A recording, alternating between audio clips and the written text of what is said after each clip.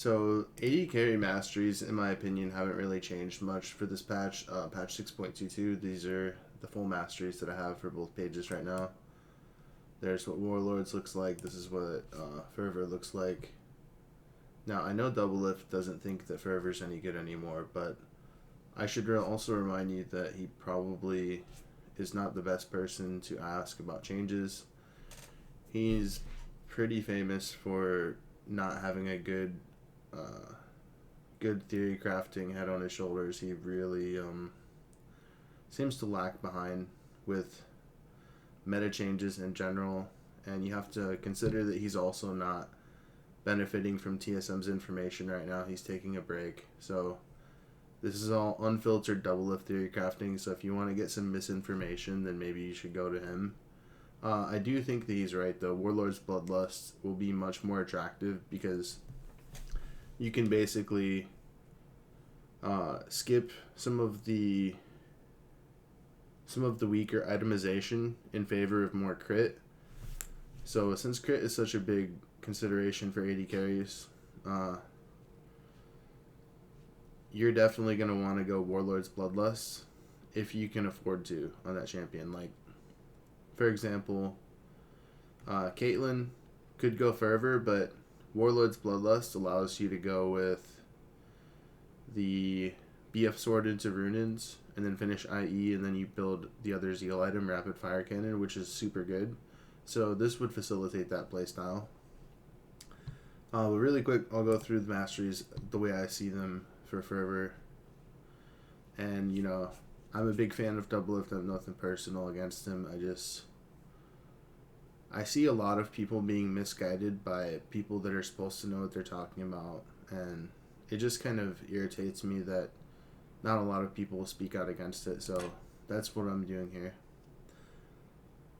Pretty much like 99.9% of 80 carries are going to take Fury here over Sorcery. We'll do a special mastery page for Jhin as well. So this is Fury for a Fervor battle setup. Fresh Blood is a pretty good laning mastery. About 6 seconds is the time between when you should be auto-attacking anyway if you're CSing properly and maintaining proper zoning in lane. It really depends on how aggressive you're playing, how many procs you'll get off of this, but Expose Weakness or Fresh Blood are probably just way better than Feast now. It's Feast being on 30-second cooldown, it's not as... It may be the same amount of healing over a minute as, you know, 6 separate procs for less amount of health, maybe 3 health apiece. But it feels way different. So I think the extra damage is good.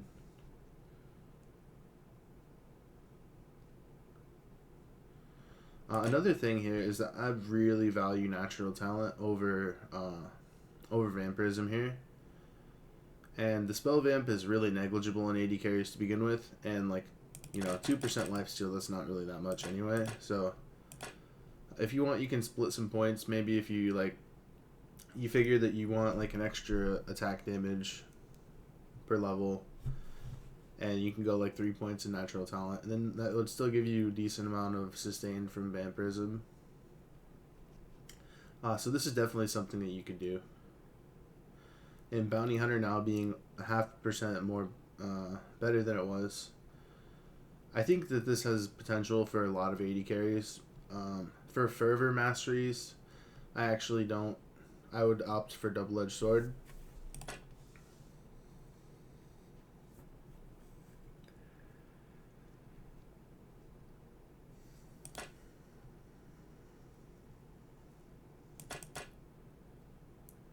But yeah, I think I prefer having all my points in natural talent, but know that you can split a couple points into vampirism if you want to.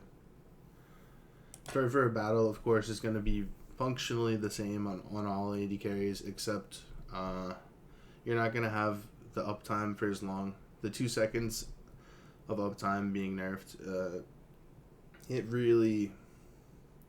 I think that's why Double F thinks that it's not good. But if you have to consider, if you're in an all-in, This is what your masteries are set up for. It's set up for maximum amount of power earlier in the game. So Battle Trance and Double-Edged Sword are better than Bounty Hunter early in the game. That's a fact. This has no value until you get a kill. So even if you kill the support 5 times, it's only going to be 1.5% damage increase. So that's something to consider, that you have to have unique champion kills to continue to build up Bounty Hunter. For that reason, I would go Double-Edged Sword. Battle Trance is actually interesting, but I feel like it's more of a support mastery than anything. If they were going an offensive tree anyway. For instance, like a brand support, he would probably go Sorcery, Expose Weakness, or Fresh Blood. Pick one of those if you're brand support. Then you go Natural Talent, Battle Trance, Piercing Thoughts, and Deathfire Touch. And then just round out this with whatever you want. Probably Wanderer, Secret Stash, Meditation, or Merciless. That's actually pretty even in terms of gold efficiency for brand. And then out of these two, it's about the same. Greenfather's Gift may be a very useful support spell because you're going to be in the brush most of the time anyway, so dodging out of the brush to attack the enemy AD carry or the enemy support, that might be worth it. But we're going to get back to AD carry masteries, which is what we're talking about here. I've given my reasoning for these masteries. There's no reason you can't pick other ones, but strictly for the Fervor of Battle setup, this is what I prefer. My opinion hasn't changed on Assassin. My opinion hasn't changed on Dangerous Game, so that's Fervor of Battle masteries for AD carry. Now Warlords obviously looks very similar. Attack speed, Fresh Blood, because I could classify this as a laning mastery. You don't really need Feast because you're constantly getting the lifesteal. Natural Talent. Now I see a lot of people pair Warlords with Vampirism, and I actually think that it's not worth it. I think that the extra damage is more worthwhile. And this is the only place that I'm like torn on the masteries, because Bounty Hunter, it thematically fits with Warlords in that you would want to have some crit items to be able to make use of the Bounty Hunter. And the reason I say that is because like right around 2 or 3 items you may have a couple of kills, and that's when Bounty Hunter will start to net more gains, so that Bounty Hunter can be outperforming Double-Edged Sword without having you take additional damage after you get 4 unique kills. But until then, Double-Edged Sword will always be more damage. So I would choose Double-Edged Sword personally. And Battle Trance, it just doesn't seem like a very good AD carry mastery. It takes too long to ramp up.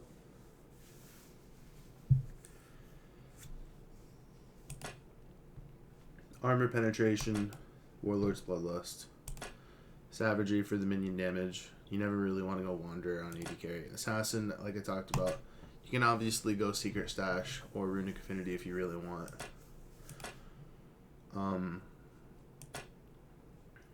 Which, of course, this is going to be worth its weight in gold with the extra Elder Dragon duration. So if you're a super late game AD carry and you're never going to split from your team, then this is a better point than Assassin. But if you're like me and you like to go for solo kills and outplays, or let's say you kill the enemy AD carry and you want enough damage to finish off the support without dying, then maybe you go Assassin. That's my style.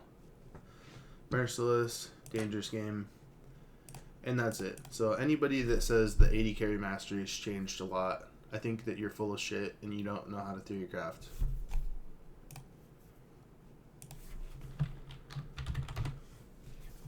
So for Jhin Masteries, you obviously want to get Sorcery because He deals so much ability damage. His Q, his W, his E is considered ability damage.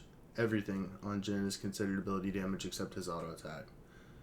Of course, attack speed is very relevant on Jin. It's going to help him. Bonus attack speed gives him a faster movement speed proc when he does crit.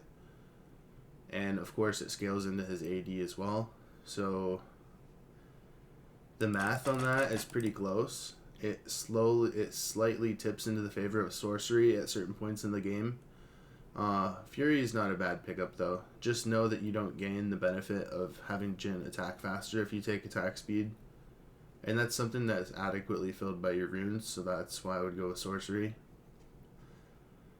Fresh blood is something I don't think Jin really wants that much. But there's really not a whole lot for you to take. So let's see. You basically might as well take it because I don't value Feast that highly. Expose weakness, it would be decent on AD carry, but that's not the point of AD carry. The point of AD carry is to sustain and deal damage, which both of these do better than expose weakness.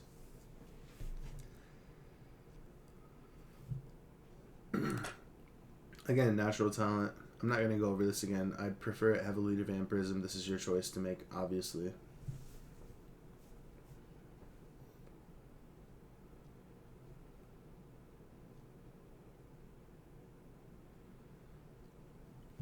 Okay, so this is actually interesting because Jin, I feel like he already does so much damage that you don't really want to take any additional damage to skew the matchup. So I don't think Double-Edged Sword is a Jin mastery. As weird as that sounds, I feel like he does enough damage as is. So I feel like Double-Edged Sword will just contribute to you dying faster. So for that reason, on Jin, I would go Bounty Hunter. And I have a feeling that lethality items are going to be really good on Jin. So I'll give two options. Here. Obviously, Deathfire Touch is probably the way to go still. Let's see. Jin doesn't really need Assassin because he's usually with his team. Buffs from neutral monsters or Secret Stash. I'd probably go Secret Stash for the stronger landing phase. Merciless. Greenfather's Gift is garbage on Jin. He barely can attack fast enough to make use of that anyway. And it's only got like 2-second uptime out of the bush, if that. So that's your Jin Masteries right here. I'm actually not going to do the Thunderlords page because Thunderlords is trash in AD carry now. So you can build lethality items, but I don't think Precision or Thunderlords is worth it on Jin. So this is your Jin page. And if you enjoyed the video, please give me a like, subscribe, and let me know what you want to see covered in the comments below, and I'll respond with another video. Thanks very much.